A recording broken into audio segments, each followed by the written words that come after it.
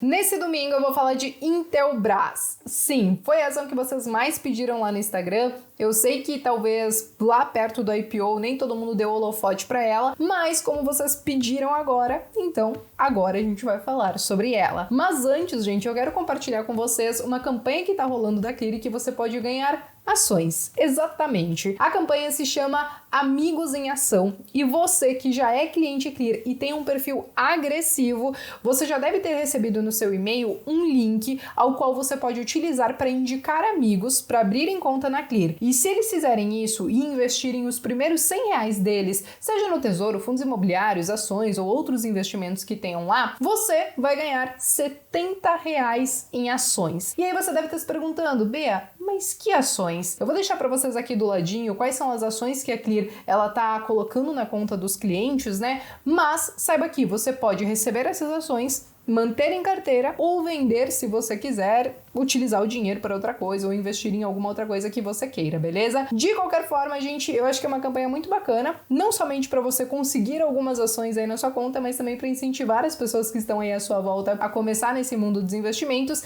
E se você tiver alguma dúvida sobre tudo isso, eu vou deixar o link dessa campanha aqui na descrição, também vou fixar ali no primeiro comentário, porque tem um FAQ explicando tintim por tintim de como vai funcionar, beleza? Mas ok, agora vamos falar da Intelbras, gente, porque ela fez a IPO, como eu falei para vocês, em fevereiro. As suas ações elas foram precificadas a R$15,75 e ela movimentou aí mais de 1,3 bilhão de reais. E ela já subiu, claro, quase 80%, porque ela tá hoje negociando em torno de R$28, mas ainda assim eu, e também pelo que eu vi outras pessoas, acreditam que por ela ser uma small cap da nossa bolsa de valores, porque ela tem um valor de mercado entre 8 e 9 bilhões de reais, ainda assim ela pode ter muito mais potencial pensando no longo prazo. Lembrando, gente, que o longo prazo não são 6 meses, não é um ano, a gente sempre olha num horizonte muito maior de 5, 10, 15 anos. Mas antes da gente falar sobre alguns números dela, que sim, eu considero bem relevantes,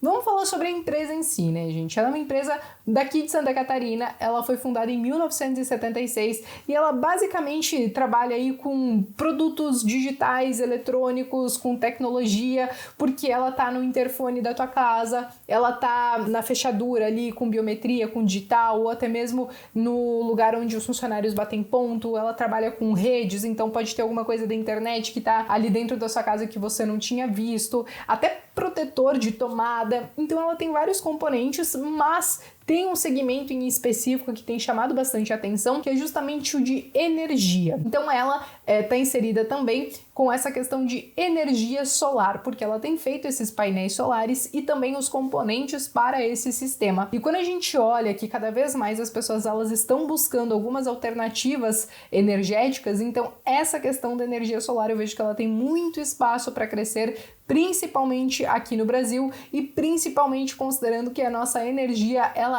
é sim muito cara. Então a Intelbras ela está inserida nesse segmento, ela consegue inclusive fornecer algumas soluções para grandes empresas, médias empresas, também para o agronegócio. Então eu vejo que ela consegue estar bem disseminada em diversos setores, tanto que quando ela fez o IPO e ela entregou o prospecto dela, ela entregou ali 44% de market share. Só que como ela fez o IPO e entrou grana no caixa, ela imediatamente já começou a fazer algumas aquisições importantes e eu acho que uma das mais importantes que ela fez foi justamente de uma das principais concorrentes dela. Ela comprou 75% da Comp por 89,1 milhões de reais. Então eu não consegui encontrar o market share atualizado dela, mas ela realmente está preocupada em expandir cada vez o mercado e ir abocanhando então fatias um pouco maiores. Eu vejo tudo isso sendo muito positivo, principalmente porque ela está usando essa grana que ela levantou no IPO para buscar crescer e expandir, investir nas próprias fábricas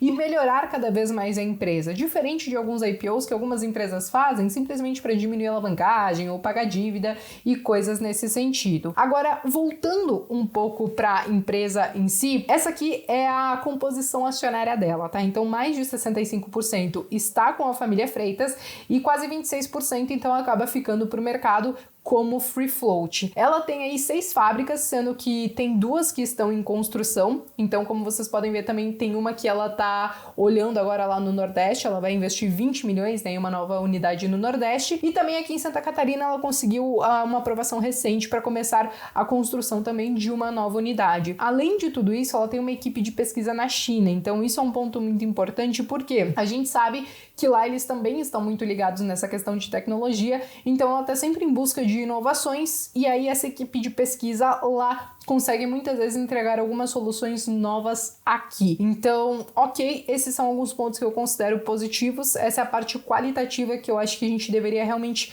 dar um pouquinho mais de atenção e entender justamente que a estratégia que ela está utilizando nesse momento é fazer investimentos em novas unidades para expandir a sua capacidade de produção e também entregar novos produtos e também, acima de tudo isso, fazer algumas aquisições ali que são importantes para ela conseguir abocanhar mais algumas fatias do mercado e crescer cada vez mais. Agora, olhando um pouquinho para os números, gente, eu quero trazer para vocês essa tabelinha aqui. Aqui a gente consegue ver que ao longo desses últimos anos, é claro que como ela é uma empresa nova, a gente não tem todos os dados que a gente gostaria, mas ela tem conseguido crescer o seu lucro aos poucos. Então, nos últimos períodos ela vem feito essa escadinha. De 2019 para cá, ela praticamente dobrou o seu lucro. E quando a gente fala das margens, ela conseguiu crescer também e se mantém aí a níveis bem saudáveis. Quando a gente fala da questão da dívida e do caixa, ela conseguiu então fazer bastante caixa através do IPO e também através das suas operações. Consequentemente, como ela tem um caixa maior do que as dívidas, como ela consegue gerar mais caixa,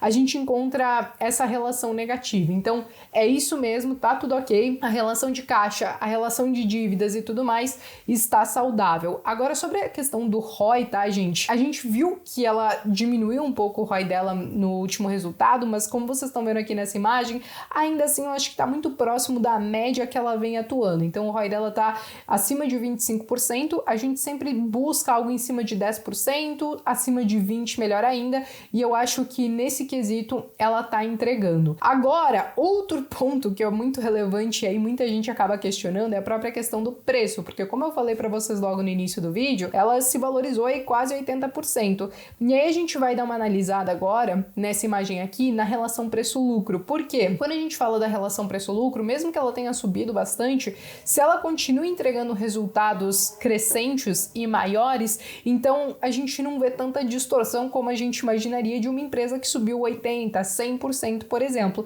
Então a relação preço-lucro dela, apesar de ser uma forma muito simplista de você fazer um valuation de uma empresa, está muito próximo aí da média desses últimos períodos. Cabe ressaltar que ela não tem um histórico muito longo na Bolsa de Valores, então a gente querer fazer uma média e comparar com a média é uma base muito pequena de dados, tá? E aí que eu acho que a gente começa a entrar nesses principais contras da empresa em si. É uma empresa nova, a gente não consegue um acesso tão longo aos dados da empresa em si, mas o que eu digo para vocês, às vezes é uma empresa que ela é nova na bolsa, mas no mercado como um todo não é, porque ela está aí desde 1976.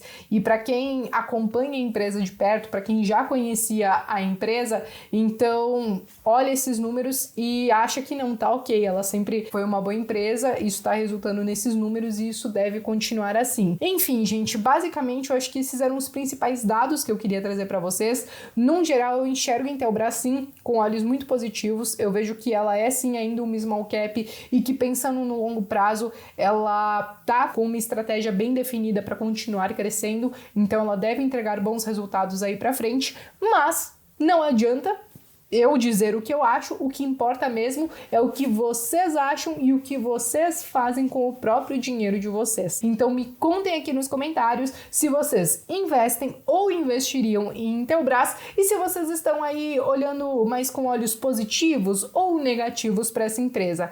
Também aproveitem os comentários, gente, para colocar algum possível ponto, seja contra ou seja um pró, que eu esqueci de mencionar nesse vídeo. Podem utilizar esses comentários porque eu acho que as coisas vão se complementando e a gente consegue fomentar uma discussão bem saudável, beleza? Bom, gente, basicamente era isso. Eu me despeço por aqui e vejo vocês então no próximo vídeo.